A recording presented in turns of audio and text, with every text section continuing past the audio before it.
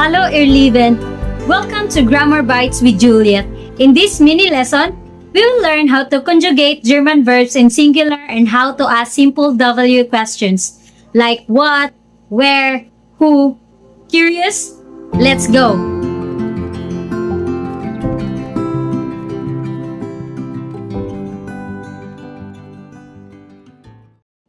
Let's start with the verbs we use in episode 1, the ones to introduce ourselves. We will learn how to conjugate them step by step. Heißen, to be cold. Person verb form. Example: Ich heiße.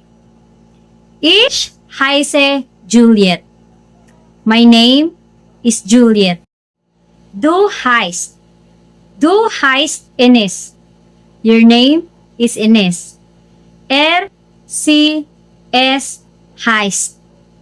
Sie heißt Anna. Her name is Anna.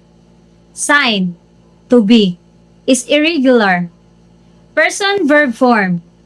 For example, Ich bin müde. I am tired. Du bist nett. You are nice. Ist. Ist da. He is here. Person verb form. For example, Ich komme aus Cebu. I come from Cebu. Du kommst aus Deutschland. You come from Germany. Kommt. Kommt aus Spanien. He comes from Spain. Sprechen, to speak. Stem chains in du and Person verb form.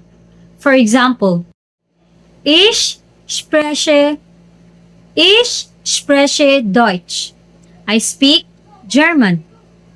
Du sprichst English.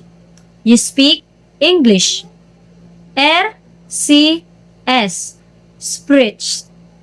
Sie spricht Cebuano. She speaks Cebuano. Say it with me. Ich heiße Juliet. Ich bin müde. Ich komme aus Cebu. Ich spreche ein bisschen Deutsch. Super gemacht. Mini grammar tip.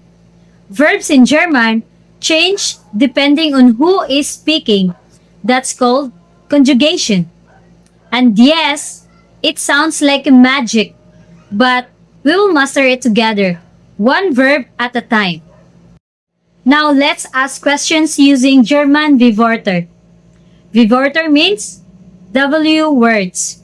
These are your tools for everyday questions. English to German. Who, wer, what, was, where, wo, when, wann, how, wie. Example questions. Wie heißt du? What's your name? Wo wohnst du? Where do you live? Was sprichst du? What do you speak? Repeat after me. Wie heißt du? Wo wohnst du? Was sprichst du? Toll gemacht. Time for a tiny grammar trick. In German W-fragen, the verb always comes second. For examples, was sprichst du? What do you speak? Wo wohnst du? Where do you live? Rule: W word plus verb plus subject plus info. Think of it like this. Question word, then action, then person. Mini quiz. Guess the meaning. Let's play. I ask the question, you guess what it means. Wie heißt du? Yes, what's your name? Wo wohnst du? Right, where do you live? Was sprichst du? Exactly, what do you speak? Now you know how to say who you are and ask a question like a pro. In our next grammar bite, we will talk about plural verbs, negation, and more. Write a short sentence in the comments like ich heiße or ich spreche or was sprichst du?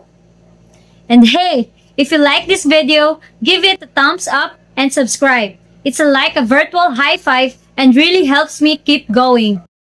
Bis zum nächsten Mal, ihr Lieben. Tschüss!